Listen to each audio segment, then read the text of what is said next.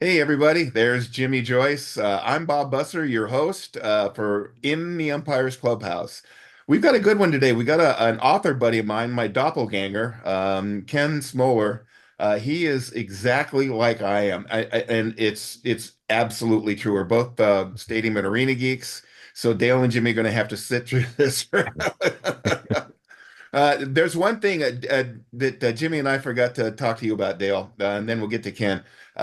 What's this sh stuff about you flying to the Oregon game at Michigan in a private plane with Yeah, photos? this is the people I hang out with.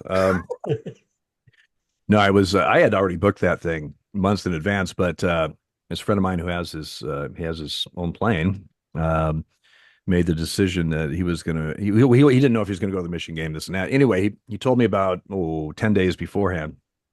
Hey, I'm gonna go if you want to go. And he had booked Airbnb and everything, walkable to the stadium. It was really quite a fun trip. And now I am again, you know, flying for Major League Baseball. We had in under contract, we were first, had to have first class tickets. Now that didn't always work out because you have regional airlines and stuff that didn't have that, but it spoiled you. Now I've been on a private jet and I'm really spoiled. I can imagine. I don't even know if I'm going to do a commercial anymore. No, it was a fun experience. But it's I mean, if that was every day that I was flying, that would be awesome. But it isn't. But it was a fun experience and it was a fun trip. As far as I know, our guest here, Ken, is a Michigan fan. You went to Michigan, didn't I did. That's not as fun of an experience that I recall from watching that game. you? I do not have as fond memories of that game. Well, you know what? I was telling some Michigan fans there, who were very nice the whole time, and I think one of the reasons was because we weren't Ohio State, but they were very complimentary of the Ducks and stuff. And again, Michigan being out of it this year, they just want to make sure Ohio State isn't in it. Frankly, Exactly. Exactly. That's by all means, Michigan fans root for everyone other than Ohio State. It gets a little dodgy if it's Notre Dame or Michigan State versus Ohio State, but by all means, go Ducks, well, go that's whomever. that was rather obvious. But one thing I did want to say, the Big House, I've heard all about it, seen it for decades on TV, and I'm glad I was able to go there and take that off the bucket list. But as a lifelong Duck fan, not a front runner since they've been good, I've been a Duck fan since the late '60s. And if you want to see inept a football program, look at the '70s decade of the Ducks and most of the '80s. But anyway, going into the Big House as 2+ touchdown favorites makes Duck fans heads explode because it doesn't compute. There's no way in a real world, there's no way that is a possibility. Now, obviously, we know the circumstances this year. They're down, we're up, this kind of stuff. But it's Yeah. still for us Duck fans that flew there and we're there. We were still kind of pinching ourselves that we were in the Big House as favorites. It just kind of blew our mind. Yeah, it kind of blew our mind as well. But when you graduate something like 22 future NFL players, And your it's hard to coach, replace. And our coach, yeah. it's hard to replace. And I think I'm still riding high from the 1997 championship. So this one's going to last me for as long as I live. Well, So, and God bless you. And I just want one. We've been in the finals twice now. One was a heartbreak loss. Once we got blown out, but it would love to experience that one time. Of course, years ago, my brother and I used to say, just go to the Rose Bowl one time in our lifetime, one time, please. We'd be happy, and we were, but then we wanted more. yeah. Well, You really I can. had, You go can ahead. analogize Eugene to Ann Arbor. They're really similar in a lot of ways. Oh yeah, The feel of absolutely. the campuses, the kind of wooded nature, the similar ages, the fan bases are real similar. Well, Um, we went down. We got there Friday afternoon. We went, right downtown Ann Arbor there on campus to get something to eat. A lot of Duck fans running around, but I did see a similarity in my brief yeah, time there uh, of um, of Eugene and just the kind of the some similarities that way. Certainly not in the stadium. The stadium, no, no. Although they're both dug out a little bit, right? and you Oregon's really got such can't a tell how great they are from above. right. Right. Because they have a low profile on the horizon, but otherwise they're not very similar. And frankly, Michigan Stadium doesn't have the noise that Autzen has because it's just Austen's too like flat. this. Yeah, It's Austen's Yeah. too like flat, and even with the newer skyboxes, the sound just goes up.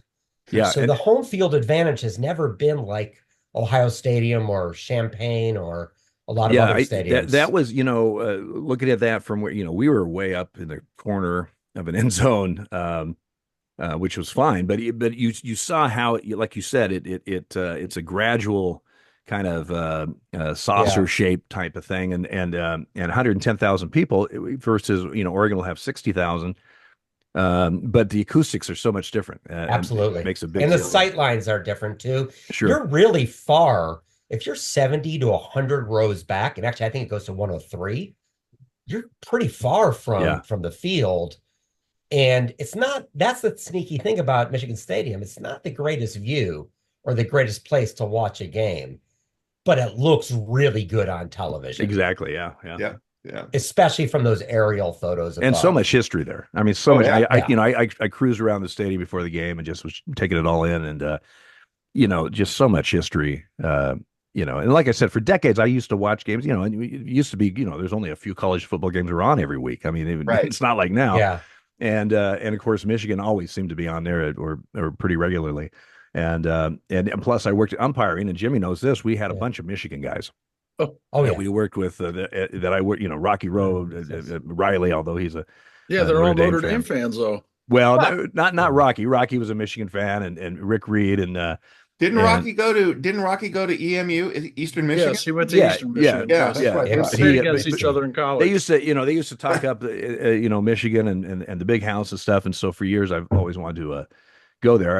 As a Duck fan, early in my umpire career, I thought we might go there as a payday and lose by 43 touchdowns, but at least. At least we were there. But anyway, that was my Yeah. trip to the big house, and I know having gone to Michigan and being a big Michigan fan, that it probably wasn't your favorite memory this year. No, no. But you've had worse. Well, he's a Listen, I'm Bears also a fan. Bears fan. Yeah, so So Jeez. November's been rough. and a White Sox fan. So Yeah, I mean, Kenny's got I'm it really, not good. I'm really struggling this month on a lot of levels. Now going back to Ann Arbor, the sneaky great best stadium there is Yost Ice Arena. Oh, absolutely. I don't know if you got a chance there. It Absolutely. started as Yost Fieldhouse, was a training facility for football way back when. Then for many years was the basketball arena that Cassie Russell started until they built Chrysler in the late 60s. But now it's one of the top hockey venues in the country. And you feel the history. It just Oh. drips with history. It's Well, loud. You're on top of the ice. Just a special place. Yost reminds me a little bit of the Palestra in Philadelphia. Exactly. That same similar thing. It's very small. You see the girders and everything in the ceiling, and the place drips with history. You walk in there and you're just going, "Oh my God!" Yeah. It's like, "Hello." And Yeah. like the Palestra, they just recently daylighted the arched windows. So you can now see out into the neighborhood. Just to tie back into Comiskey, one of my favorite parts about Comiskey were those arches. And the Palestra has that as well. Now they've cleaned it up and you can see outside to Philadelphia. And you don't see that with modern stadiums the same No. way. Well, No. and I kind of jumped in there. I don't know if we officially tell everybody who Ken is and I mean his Well, Dale, background here. you held court for a while, so Well, I know, and so that's why we're Well, see, we're gonna- I'm doing the okay. weave. I'm doing the weave. this is a professional show here. I mean, we're cutting edge professional here. Yeah. You can see. Just like we scripted. Yeah, Jimmy just usually rolls his eyes and we're good to go. So. Okay, let's go. Okay, let's do a proper introduction. Sure. Like I said in the beginning, I met Ken at the Sabre convention in August, and we hit it off immediately. We're brother from the same mother. We're doppelgangers, whatever you want to call us. We're on the same page. He's done a little more worldwide traveling than I have. The farthest world I've gone is Canada.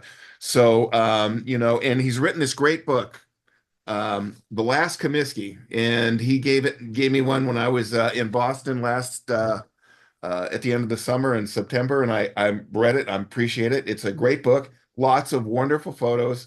So now I'm going to stop flapping and welcome Ken Smoller. Thanks. Welcome to the show. Thanks for having me. Yeah, I'd be remiss if I didn't tell everyone. off the bat. You go to lastcomiskeybook.com to grab it. We're trying to avoid Amazon.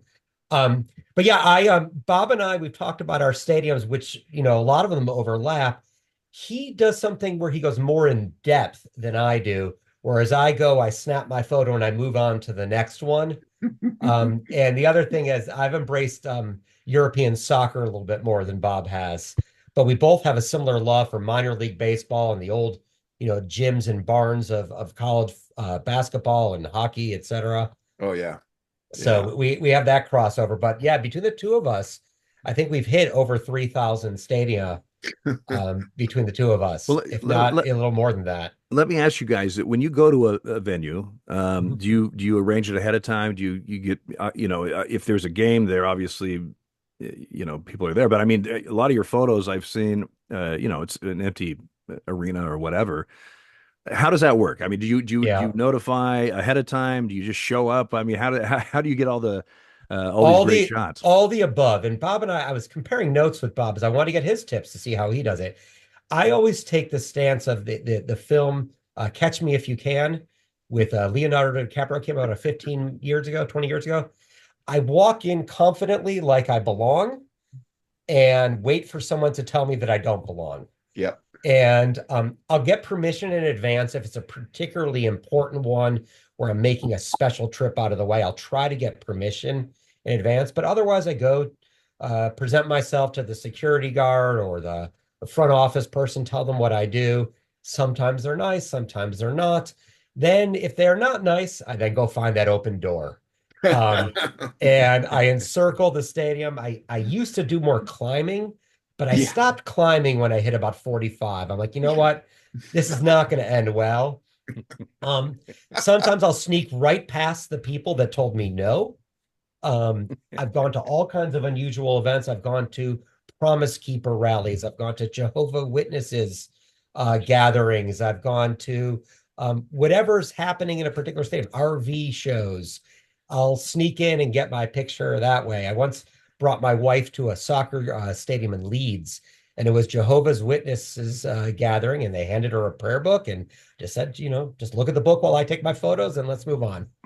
So, So what you're but saying is it you always guys just depends. you you just sneak in and take a bunch of pictures and sneak out any way you can.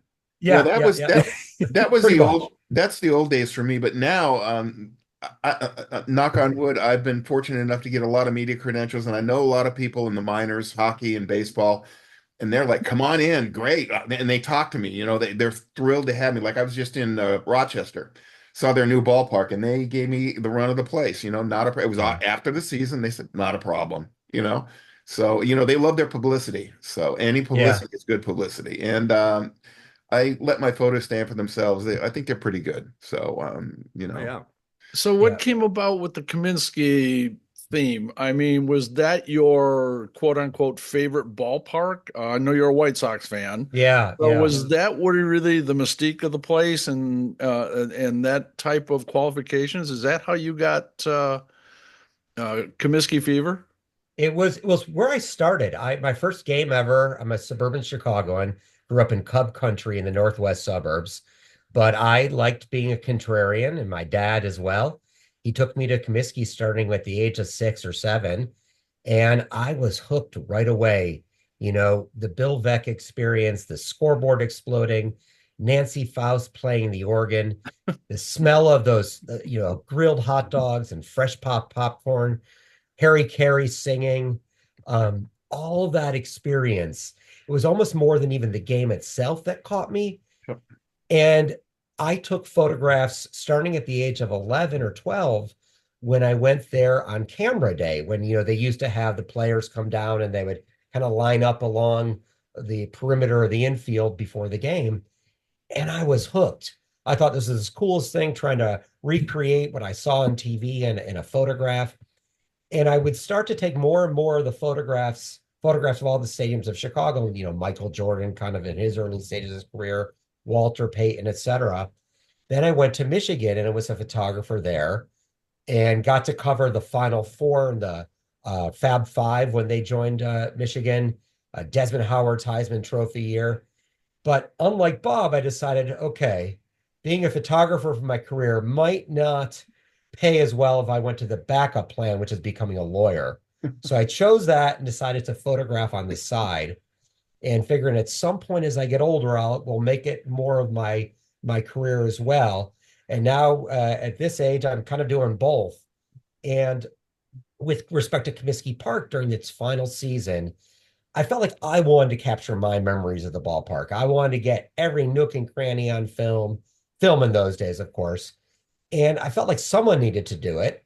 And then you fast forward 30 years during COVID, and Matt Flesh, a documentarian, was crowdsourcing photos and videos of old Comiskey for his documentary. And I provided all my photos, and he used a lot of them in the film, but not everyone made the film. And I talked to Matt afterwards, after the film got great acclaim. Could we do something permanent, turn it into a book so that Sox fans can go to their shelf and look at these photos and bring back their memories, but not just White Sox fans, baseball fans, because Right. it was a special baseball park that was It was a unique. baseball stadium. It was a Yeah, ballpark. it was unique Cut in and dry. Americana. You know, the closest thing would have been Tiger Stadium, but even still, that was a slightly different feel. And we put together an adaptation of the documentary, and I was lucky enough to get Ozzie Guillen to give me my foreword to the book. And he wrote about and talked about family members and what it was like to raise his kids at the ballpark. And the book came out with over 400 of my photographs, as well as this Ozzie Guillen forward and documentary material. And I think it came out great. And it's really an exciting thing to share it with baseball and sports fans who have given wonderful feedback. And then a couple of weeks ago, I found out it was nominated for the Chicago Writers Association Nonfiction Cool. Award. That's So awesome. for a sports book, I feel great about that. You know, you don't get It's a lot of awards for sports books. It's a really So good book too. If you guys get the chance, pick it up, and it'll take you down, literally take you down memory lane. He's got shots that it kind of reminds me of how I shot a ballpark. I mean, he's got the concourses, which were kind of, I mean, if you guys remember old Comiskey, I mean, there were ramps that just you didn't know where the ramps were going, and some just Right. ended, and there was doors that wouldn't open. It was, it was I what it have was. a connection to the White Sox organization starting on my very first day in professional baseball. My first spring training was in Sarasota with the White Sox. And so while I'm at I was nervous as hell. I didn't know really what to expect because I had never been in the umpire business. I had just started umpiring, as a matter of fact. It was my first spring training. I didn't do it amateurly. And so I go to I don't know if it was my first or second game at Sarasota, and I meet Dave Dombrowski. And Dave Dombrowski becomes a very well-known GM in Major League Baseball. As a matter of fact, he was the GM at Detroit when, my Galarraga thing. But I also met Bill Veeck. And this guy, they talk about Steinbrenner and Jerry Jones and stuff like that. Bill Veeck was bigger than life. And he goes to the minor league facility, and he takes up camp. And this has been written about before, and I don't know if I've said this before on the broadcast, but Bill Veeck was a peg leg. He Yeah. had a peg leg. He didn't have it wasn't like the titanium legs. It was just a wooden peg leg. And he had an ashtray built into it. And he would sit there and smoke. yeah. And he would open the tray, and he literally flicked it. Now, it was much more for dramatic effect than anything else, but it was hilarious. And I had my first two spring trainings in Sarasota, and I never once ever thought I'd make it to Comiskey Park. But I have another story about that down the road after we get talking about Comiskey. But that connection with Bill Veeck was really kind of cool, to be very honest with you. Yeah. You know, He was. Go ahead. Go ahead. Well, I was just going to say Sarasota. The thing I remember about Sarasota was that's where I was about to work the plate in a spring training game when I got a call that I was hired by the American League. And so Sarasota has always been a great memory for me, exactly. working there. But that's my memory from Sarasota. Did you go out and celebrate, Dale, after you got it? I don't know what I did. I can't remember. I worked the plate. I don't even know if I don't remember, I mean, Dick Butler called and he said, I hope you have lead in your shoes because as of now, you're officially on the American League staff. And I said, I'll need lead and probably some smelling salts, but everything. Yeah, but that was so a very fond memory of Sarasota for sure. Yeah. Bill Veck, I have a photographer. I'm sorry, I have a friend of mine from high school whose father was a photographer at Comiskey for AP, and she was always around. She said she called him Uncle Pegleg was his name. So he was really a cool guy. I mean, he was bigger than life, but he was also down to earth. And I mean, you think about the innovations he brought to Major League Baseball stadiums. Yeah, he planted the ivy at Wrigley He's Field. responsible. Yeah, absolutely. And a Cubs a legendary Cub, Ronnie Santo, he had wooden legs because he had diabetes, and he had the Cubs logo on his prosthesis. So he would take his legs off, and there was the Cubs logo on his legs. So Ronnie was Jimmy, a did you ever have a heater and then put it out in his ashtray? God, I asked him if I could, to tell you the truth, but I was working at the time. Back in the smoking days. Yeah. Yeah, Bill Veck did so much in terms of stadium development. Oh, absolutely. He was responsible for the ivy at Wrigley. He was responsible for planting the ivy when his father was an executive for the Cubs. He's the one that inserted the bullpen. They're called the bullpen bar, the windows in the outfield that he cut in 1960 in Comiskey Park in both left and right field, so that you could have kind of a picnic lunch or a barbecue lunch while watching the outfielders at sort of eye level. That's now everywhere. You see, all those sort of ground level luxury or party areas. But he just created it by cutting holes in the outfield wall right after they won the pennant in 1959.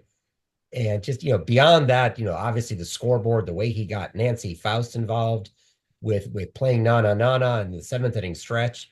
There are so many things that he did that were just fan friendly, changes that still to this day are part of what baseball is. Correct me if I'm wrong. Wasn't he responsible for Eddie Goodell?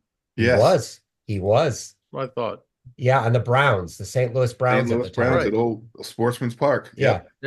He And also wanted to integrate. And for everybody, Bill Veck was literally a showman.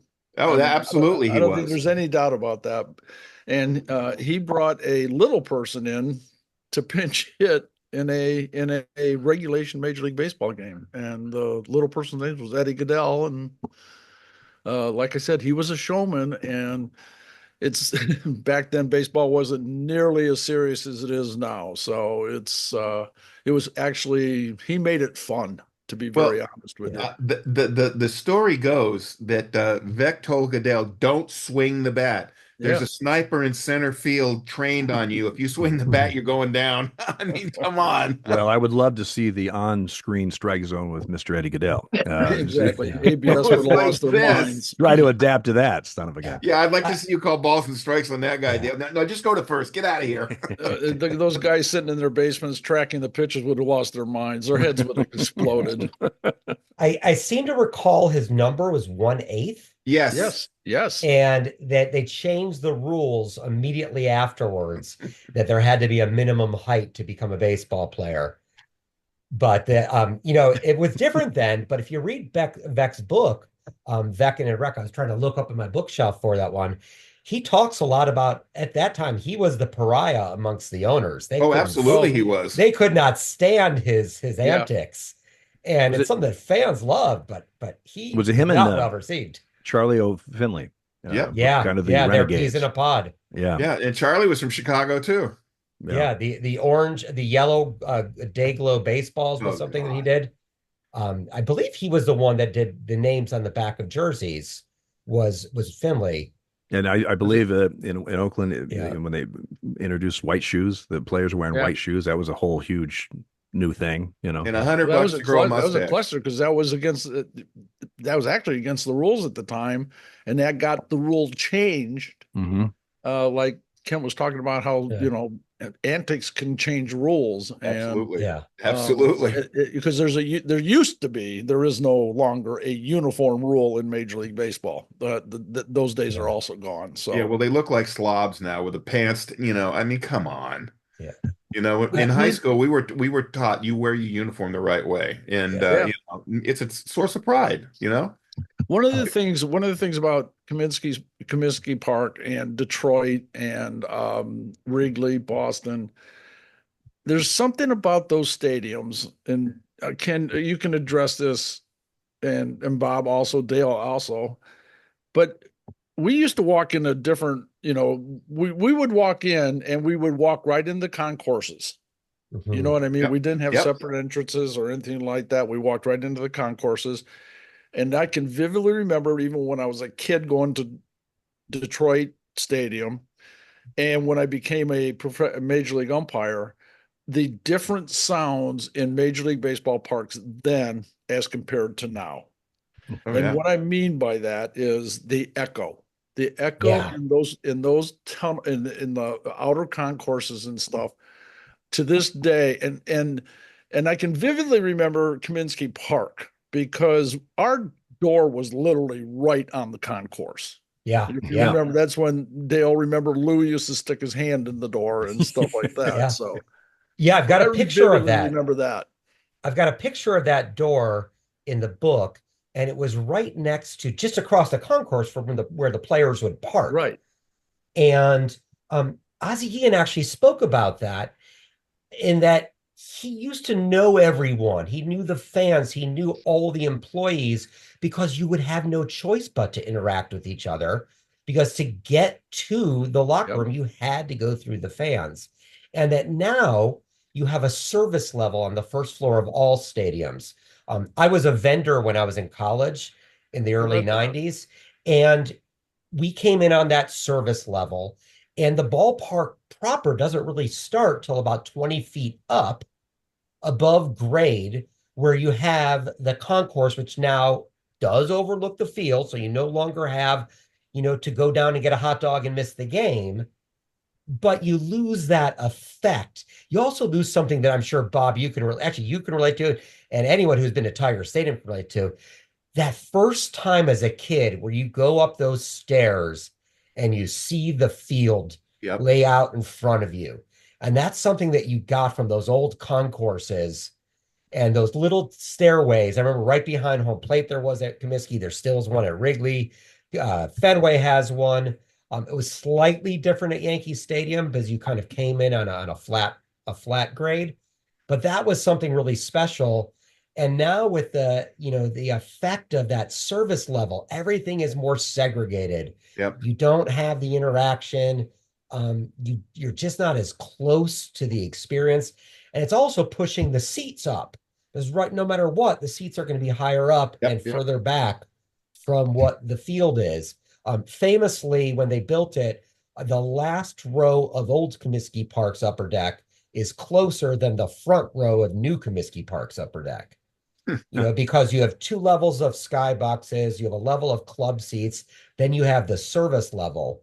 And so by the time you start that upper deck, you're, I think, something like 170 feet away from home plate. And it's already a view that's not like what you used to have. You don't get that echo. You don't get that Yep. spring, that Right. batting practice echo that used to Oh be yeah. so cool. Tiger Stadium, especially if you went in there early, like for batting practice, the sounds of the ball rocketing off the bat, it echoed through the whole stadium. It was Well, you could Yeah. actually hear the echo of the pitches. I can remember vividly as a kid at Tiger Stadium. You could actually hear the echo of the catcher catching the ball. oh yeah. Yeah, yeah. Those days, Well- And Tiger Stadium was even more compact. Plus, it was 360 double deck all the way around, whereas Comiskey had that opening in center field. right? So it really got loud. I went to college in Michigan, and we'd go for games in September. For $8, $6, you could get in when it was empty. Didn't matter how empty it was; it was loud. But you should have heard it when Joyce had the play. That echoed. Those called strikes just echoed. I mean, unbelievable. It's amazing though. You're talking about the back row of the old stadium compared to the front row. And how far away it is and everything. But what's amazing is they still can see that outside corner from there. It's just Yeah, amazing. absolutely. Everyone back there.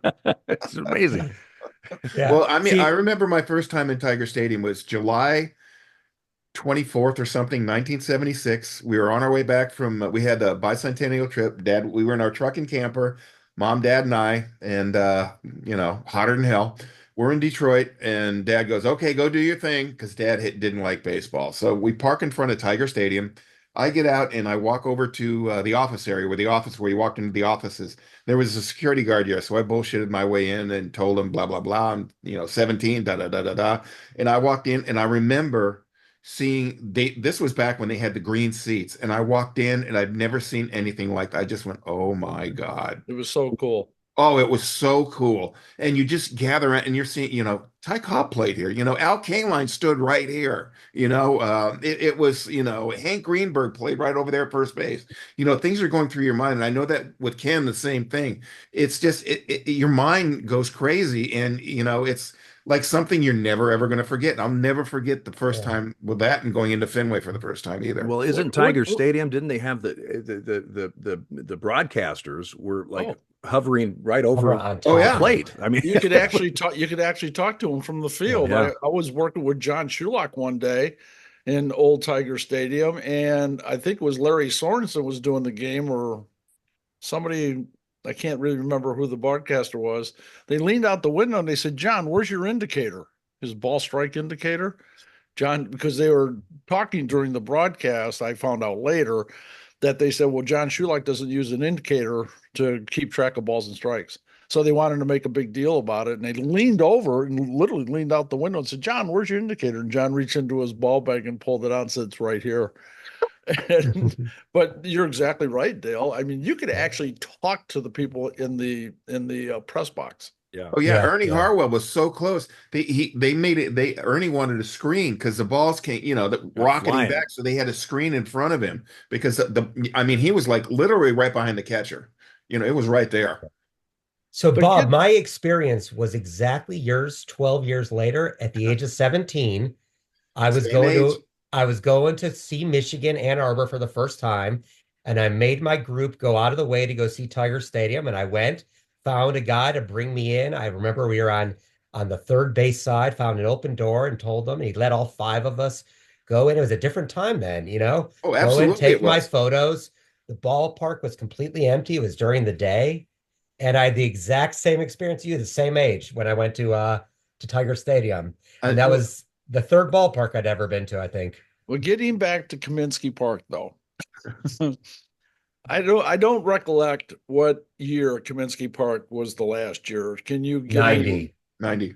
1910 to 1990. Okay, so it would have been actually 1990 because that's the year I worked with Larry Barnett, Rocky Rowe, and Greg Kosk. And we were at Comiskey, and I think it was our last time there because I remember my brother came up. He drove from Toledo. He drove 5 hours to go to the game and stuff like that. Well, it had been started raining that morning. It was a Sunday, Sunday afternoon game. We got to the ballpark at 11:30. It was spitting at the time, and by the time 12:30 rolled around, it was a rain. It was raining, raining, raining. Well, we sat in that ballpark in our umpire's room for 7.5 hours That's on right. a You were on that Sunday crew. getaway day. Oh, gee. And Larry Barnett was everything but livid. And he was talking to Dr. Brown on the phone about why won't they call this game and stuff? Well, come to find out, they were playing the Texas Rangers, and the White Sox were pissed off at the Rangers over something that happened in Texas. And so they decided they were going to make Texas sit there until hell froze over, and they got just to the frost of hell freezing over. And I don't know how we did it, but back in the day there was 20 flights a night. We were lucky enough to actually catch a flight out of, I think it was out of Midway at that time. But I mean, we had Jim Fregosi was the manager of the White Sox. He would come in, sit down with us and hold court for an hour, and we still had 6 more hours to go. And Larry Himes was the GM. We had him come in, and he kept saying that the higher ups are not going to let this game go. And we literally were there until 8:30 at night. For a 1 o'clock game. To this day, I'll never forget that for a 1:15 game. And there Jimmy was some bad blood between those two teams. Oh, big time. At that time. Yeah. Didn't during that delay, the White Sox GM or somebody went and did an appearance somewhere and then came back with a player. All the White Sox had an appearance that day after. It was supposed to be after the game, like, at 5 o'clock.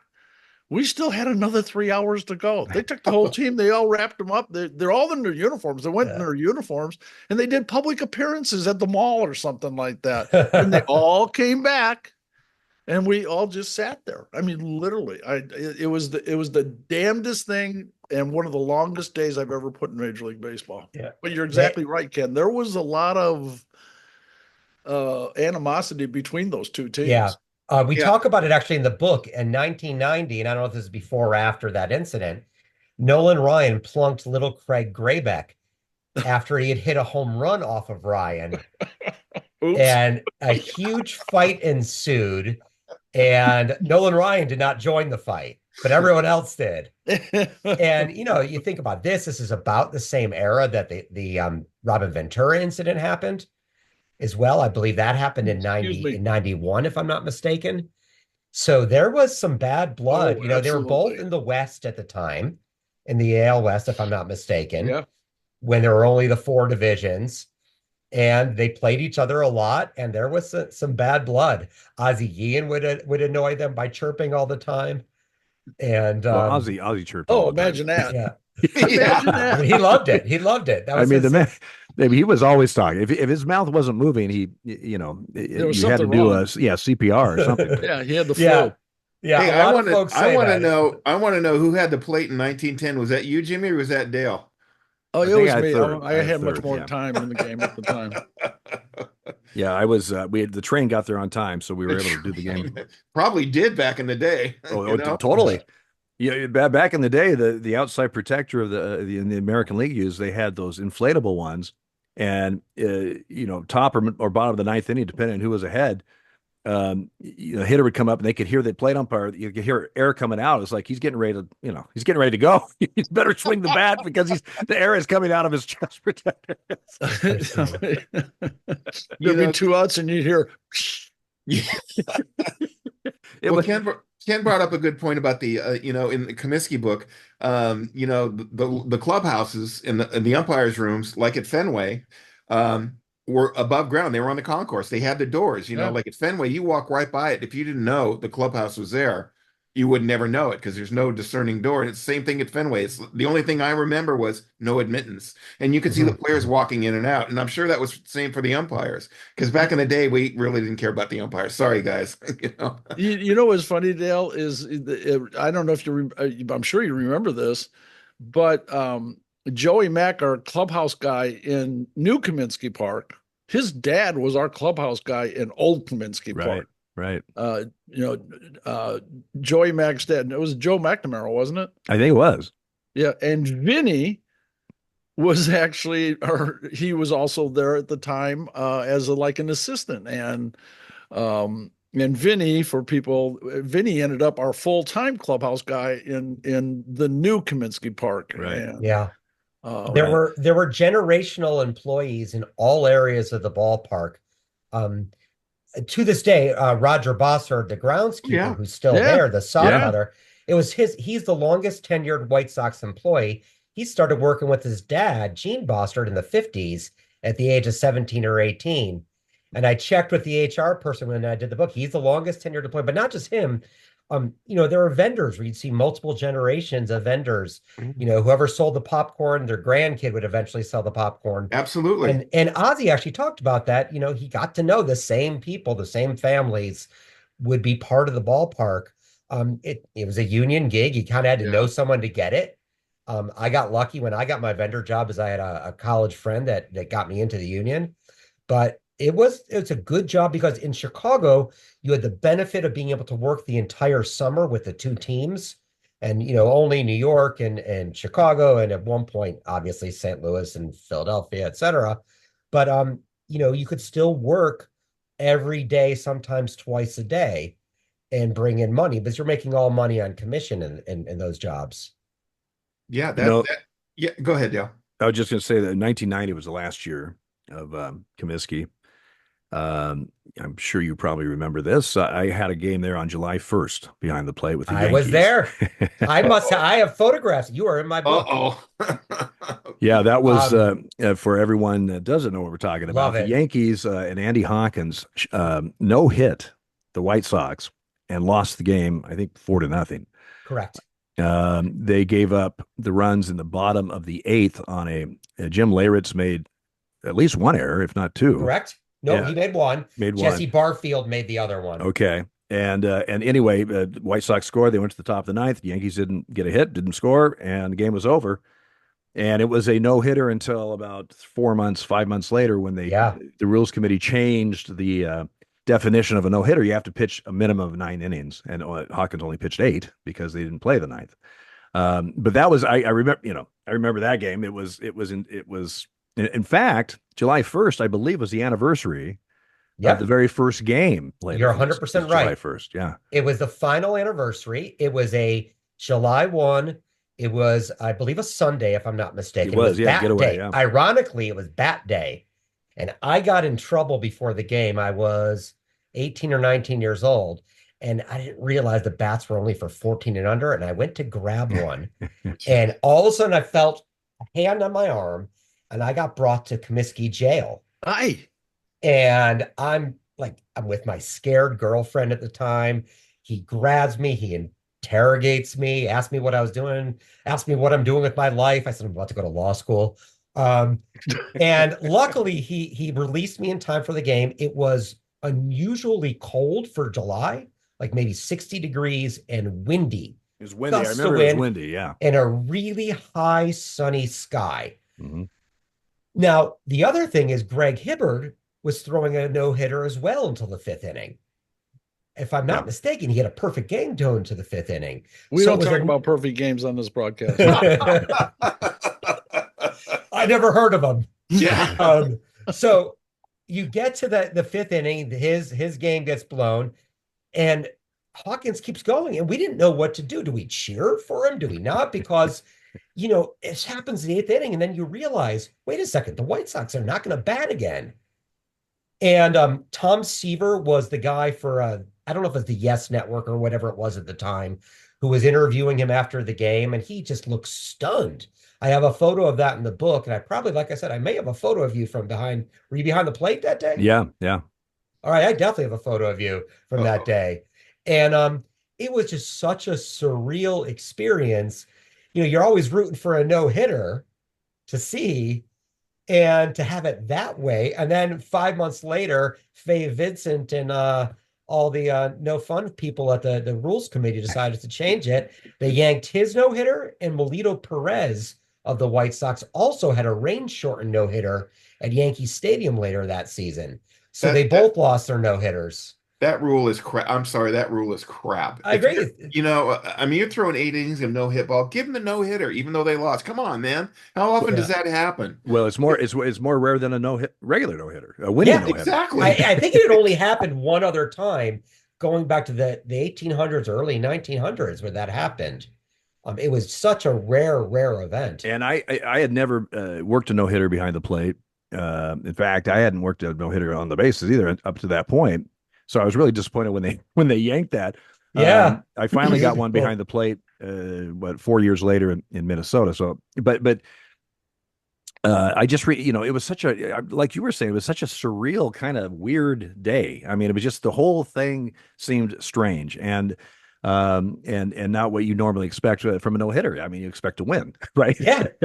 So it was such we didn't know what to do at the end of the game because they hadn't gotten a hit, but they won. Yeah. See, and actually I was involved in the Jeff Nelson had the plate in LA Dodgers, where the Dodgers, how did that go? It was a reverse no-hitter. I'm going to have to think about this one, but Jeff Nelson had the plate. Was it officially recognized as a no hitter? Yes, it was. It I'm was, gonna have to okay. think about this one for a minute. I kind of popped in there and can't remember the whole details, but I remember Joe Torre was the manager and he wanted Jeff's lineup cards because it was considered a reverse no hitter. And I'll look it up. I'm sorry about that. Yeah, I should never no brought that worries. up without knowing what it was off the top of my head But right yeah, now. the Andy Hawkins one was just encapsulated that season. It was a very surreal season for the White Sox. They were supposed to be in last place, and they challenged the A's till the last few weeks of the season. And they were a young team Oh, with young Frank Thomas, young Jack McDowell, and they just shocked everyone by playing pretty well that season. Well, you, it just hit literally, me. It just hit me. The Dodgers won the game, but were no hit. That's what it Okay, was. That was so the it's the ironic same. thing All right. about it. They They had won the they game. had a They never yeah, got a hit, but they won the game. they And didn't get a hit, but they won the game 1-0. I knew there was, and I'm sorry I kind of brain lapsed on that one, but you know what? At this age, it's not surprising. I always blame the concussions, Jimmy. Exactly. Yeah. I Get was gonna off my say, head. how many concussions, Jimmy? Yeah. What now? The new, not the new Comiskey. What was the name of it when it first opened? Was it? It was New Comiskey. Yeah, We yeah, White Sox fans don't recognize any subsequent names. You can call it Sox Park if you'd like, yeah. but they don't recognize. I think I only quoted one use of that name in the book. It's Well, a what first rate field or something like that now. surprised me was that was right at the beginning of a renaissance in stadiums in both the American National Leagues. Yeah. Replacing other older stadiums. And what was just so shocking was they built a very generic, non-personality um, place to watch a baseball game, basically. Yeah. Yeah. And I believe that was in 91. I believe the next year was Baltimore. Yep. Or Correct. Yep. and so 92, you have the Orioles come with their new stadium, which celebrates the old with the new, and all that stuff, and that inspired a ton of other stadiums. But that Comiskey was the new Sox Park was the first of a string of new places that opened over the next 15 years. And it was a boring, It was the worst. It was the worst. nondescript stadium. Yeah. Yeah. There's a It's- big story about it. HOK, which is now known as Populous, is the architect behind both Camden Yards as well as Pilot Field in Buffalo, which had opened in '88, which was a retro park, and New Comiskey Park. The White Sox were given plans that were not that dissimilar to what became Camden Yards and said no, rejected it. One, because of money. They were only using state funding, no Reinsdorf dollars. And two, because he absolutely loved Royal Stadium. And if you recall, Royal Stadium was the gold standard at the time, along with Dodger Stadium, as the only purpose-built baseball parks of that generation for the most part.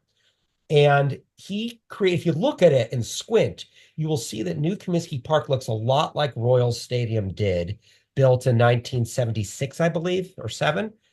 And that was what he was trying to achieve. And the other thing interesting is Skydome came out a year before in Toronto, adjusting for inflation. It cost about double what New Comiskey Park cost, but they had a lot more funding involved. The owner actually put money behind it.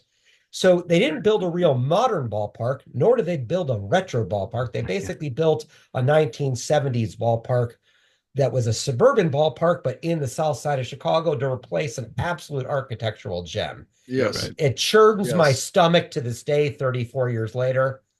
And in talking to folks about, go ahead. And Ken, didn't Reinsdorf threaten to leave if they didn't build him a ballpark? I mean, I He remember wanted he to kept saying move that he was going to to go to Tampa. Tampa. Yep. They were, for a brief period, the Florida White Sox. They signed some sort of memorandum of understanding with the St. Pete leaders, and they showed the shirts. There's Florida White Sox shirts, and it was only because of some last-minute political maneuvering by Jim Thompson, a Cub fan, and a real fiscal conservative, the governor of Illinois, one of the few that didn't go to jail. It's about 50% to become Illinois governor. You go to jail in the last 100 years. Never And convicted. He convinced enough downstate legislators to pass enabling legislation, and they did it after midnight when it was supposed to have closed for the Right. I session. remember that. The downstate legislators were singing "Na na na na, hey hey goodbye," but they were all Cardinal fans, right? Because they're, Southern Illinois, they're all Cardinal fans, or maybe Cub fans. And it was a fate. It was done. I mean, I was already deciding, talking to my dad, are we Cub fans? Are we Cardinal fans? Are we Brewer fans? What does this mean? And lo and behold, they got this legislation about 6 months later, and it was built on a shoestring budget, relatively speaking. Yes. And you can tell. Yes, Yeah. you can. Oh, Absolutely. yeah. Somebody told me that upper deck, the pitch on the stairs or something. It's like Oh yeah. you need a Sherpa to get up there or something. I mean, If you have height fears, good luck. It You're up benefited there. me as a vendor because I was young and still had some energy then. People didn't want to leave their seats to go get a soda, or I couldn't even sell beer at that point. They didn't want to leave their seats because it was so steep and kind of vertigo inducing. They have since removed the top 8 rows and about 4,000 seats. And it was just so hated by the fans, and really was unlike any other ballpark. Even Kansas City, which has a real high up upper deck, it's not as steep. Yes, and Kansas City's actually built down right into the ground and stuff, so that effect when you come to the stadium, you see only one level above. You're exactly right. At ground level. And Kansas City is beautiful. I mean, the lines on that stadium and the I mean, I think 72 or something. 70, it opened in 74, I believe. Okay. 73. Yeah, so it's one of the older ballparks besides Wrigley and Fenway. Wow, and Dodger Stadium. I think it's the fourth oldest. And it's in great shape. It's a beautiful ballpark. And there's also a tunnel from the K to the Chiefs Stadium underneath the ground. There's a tunnel. You can walk right to the Chiefs Stadium. Nobody knows. Yeah. And I've made that walk. It's kind of cool, but I'm like, wow. Other than the exploding scoreboard still at New Comiskey, if you want to call it that, other than that, there's no real personality that you can point to and say, like we were talking about Detroit Stadium, everything was so close to the field and everything like that. And Wrigley, obviously the ivy, the brick and everything like that. There's just not that much. I can remember my first time there, and I kind of thought, this is it. And, that's how we all felt when I went there for the 16-0 loss against the Tigers on the first game. That we kind of all looked around like, this is it. This is what we're stuck with for a generation. Yeah. We were so excited after being so sad to lose Old Comiskey, and then it was just so deflating. And then when you saw Camden and Coors Field and Jacobs Field, Comiskey Park, and that must have been hell for you to go to New Comiskey, and just across the street at the same time was Old Comiskey still sitting there. Well, being torn apart. Or did they already blow it out at that time? No, they didn't. But they did it slowly. They did it with old school wrecking balls. They couldn't implode it for whatever reasons. They couldn't implode it. So when I was a vendor during 1991, I would bring my camera with, and a lot of these photos are in the book. I would bring my camera now and then, but this is before cell phones, of course. And I would capture photos from the new park overlooking the old park. And as they tore away more of that first base side, you could see into the park. Wow. And it's like seeing your loved one slowly be ripped limb by limb, towards their death. It was it was so depressing. It's amazing they couldn't implode it because the disco night almost imploded it. That's exactly. Yeah. Steve Dahl. Jimmy, the irony is, Steve Dahl on the loop was one of the auctioneers when they sold off parts of the old ballpark. This is also in the book. He was one of the guest auctioneers along with his partner, Gary Meyer. They did an auction in August or July of the following year, 91, selling off signs and chairs and whatnot. And the guy who almost blew up the park now is selling the park bit by bit. Well, I was at Comiskey, the new Comiskey in '91 when the first year it opened. It was late September. It was like the end of September. It was a game against the Mariners.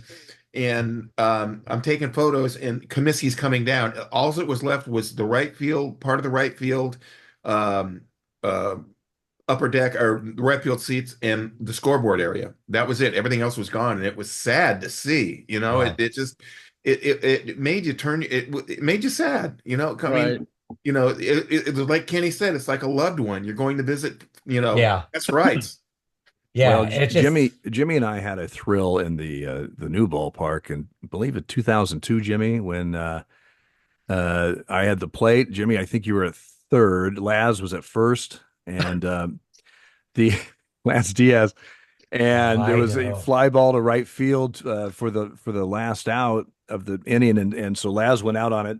I'm coming up the first baseline because I have the batter runner. It was a can of corn fly ball caught, whatever. And all of a sudden, I see these two guys running out on the field attacking Laz, and I've got my gear on, and I'm like a cheetah. I'm so fast out there, and it was, but that's when the father son Yeah. came out, and they went out of the four umpires went after the worst one to go after. I mean, Laz is built Oh, like a brick Yeah. S house, and he, ex-Marine. I mean, Jimmy and I would have been not as easy as Jimmy because I had gear on. At least if they kicked me, they hit a shin guard. But that was um, a holy shit moment. that was a holy shit moment. Was It was. was there an umpire named last name Gamboa? That was No, the that was Tommy the first Gamboa. coach. That was base the coach. Yeah, that was He the was coach. attacked Okay, also. so he got hurt. Yeah, Gamboa Yeah, got he hurt. got the shit kicked out of him. Yes. It was a father and son, which is Yes. even crazier. I will Yes. note, Cubs fans. What a wonderful family. It was Bless your William wife. William We just got Lige busted. or something like that, And and his son. Yeah, Well, it was a shit house, and Yeah. remember, we had the next day we had security from MLB. We had and of course Laz comes out and says, "No more. If that ever happens again, the gloves are coming off." Yeah. And baseball went, you don't be talking like that, Laz. No, no, no, no, no, no, no. Well, it was like that guy that ran on the Again, field at the Colts game in Old Memorial Stadium, and Mike Curtis leveled the guy. Yeah. And he Yeah. said something like, "He's on my turf. He's fair game." And he just flattened this guy. Didn't that happen at Dodger Stadium with Rick Monday? Yeah. Yeah, That he was the ran in and flag. grabbed the flag. Yeah, I remember but that. he decked I the think guy, right? I think when he did it was at Wrigley that it happened. No, it was at Dodger Stadium. Was it Dodger Stadium? Yeah, Okay. he was with the Cubs. He was with the Cubs. Okay. Oh, okay. So the Cubs visiting. Okay. Yeah, Cubs were visiting, and he ran in Okay. and grabbed it, and they presented him with a flag. He still got the flag. Yeah. And I mean, it was front page on the LA Times of Monday, and there's a picture of him grabbing the flag, Yeah. and Yeah. these two idiots are like, what? I And mean, Yeah. Ken, Dale and I also share one other great memory in New Comiskey Park. And I hate to call it New Comiskey Park, but that's what's ingrained in my head. I'll allow it. Okay. And we went through this the last time on one of our other podcasts, so I won't go into great detail, but we were walking off the field and the Reverend Jesse Jackson was there. And Dale invites him into the clubhouse, and he comes in with his entourage and such. And so Dale says, Reverend, here's our spread on the table, and go ahead and if you're hungry, go ahead and have some. And the Reverend goes over, and that day, Dale, go ahead and take over what they Well, had. there's a post game spread. A lot of times it's pasta or your fish or maybe some a brisket or something. Well, that night just happened to be chicken and ribs, and so Jesse gets up, and I said, "You guys, if you're hungry, just help yourself." Right over here, and Jesse gets up and he looks to his entourage. This guy's there, and he goes, "Fellas, check it out! The white boys are having chicken and ribs." And then I have one other memory of Comiskey Park, New Comiskey Park. I don't know, Ken, if you remember or recall this ever happening, but we had a game, and I can't even recall. Ozzie Guillen was actually the manager, and I can't remember who they were playing. And Roger came to our dressing room. I was acting crew chief at the time, and he says, "We have fog rolling in, and this is a day game." and he says, we have fog rolling in and it's going to be pretty thick. So maybe you want to come out and take a look at this. And I'm not kidding you. You could not see the baseball. Yeah. But everybody wanted to play. The league, I called the league and I talked to whoever the higher ups were at that time. And I said, listen, guys, you cannot see the baseball out here. But ironically, it was getaway day. Everybody wanted to get out of Dodge. Yeah. And we played 9 innings of baseball in the thickest fog I've ever seen. Even worse than Candlestick? Even worse. With Dale's got something there. I can't. It doesn't show up very well on here. But, oh yeah. That was the that's picture the header of for our podcast on YouTube. The last one we did. Yeah. And it was, you couldn't script that. It happened a few times. I saw it once at Old Comiskey during a Crosstown Classic exhibition game, which was the Cubs Sox games before interleague play, where you couldn't see the ball by the 7th inning. I think it's just the effect of the lake being not that far away. And then I actually was at the famous Fog Bowl for the Bears-Eagles playoff games, which was on New Year's Eve in 1988, where in the second half, you could not see the field and they had to announce the game from the loudspeaker. You couldn't see more than 20 yards in front of you. Because that from the lake stands, they were do still funny yelling things. holding. I mean, well, the football gods got us, didn't they? Yeah. In the last 3 weeks, I feel like the football gods have cursed my team. Been a little tough, yeah. Yeah. That's it's all being part of a sports fan. You're a Chicago fan. You're also a New England fan too. So Kenny and I had a blast. Michigan. Kenny and I had a blast at Fenway Park. We went on a Friday, on the last Friday of the season this year. And then Sunday, Kenny called me and I said, yeah, I'm thinking about going to the Sox game. It was just what the hell? It's the last game of the season. It's a Sunday in Boston, whatever. So Ken brought his kids. We had a great time. I mean, it wasn't very crowded, and there's something about going to a ball game where you're in an old ballpark that is just magic. Anytime, even if they lose, it's a magical time to go, because a lot of the parks, like especially in the 70s and the 60s, when they had the cookie cutter ashtray stadiums, you couldn't tell if you were in Philadelphia or Atlanta. It's the same ballpark. Circular. Can you imagine if they would have had the foresight to look at Old Comiskey Park and say, you know what, we're going to do what Fenway did. I mean, they didn't even think about Fenway until later. Right. Wrigley Field the same way. They didn't think about it until renovating it later. You imagine if they would have renovated Old Comiskey Park, how cool that would have been. Oh, it would have been awesome. Yeah. It would have been awesome. A million times. So here is one of they're both there. Oh, geez. Hi, guys. What's up, guys? Simon and Charlie. Say hi to former. Hey, guys. How you guys doing? Hey, guys. How are my nephews? Uncle Bob. How you doing? Hi, Charlie. You guys don't yell at umpires, do you? Oh, there's no answer. Simon does. I've seen him at a game. Yeah, I don't know, but I apparently have yelled at these guys a lot over the year without realizing. That's your job. It, so. Well, I mean, I'd be disappointed if you didn't. Behalf. But they wanted to come and say hi before we had to sign off. Absolutely. Well, I'm glad you guys did.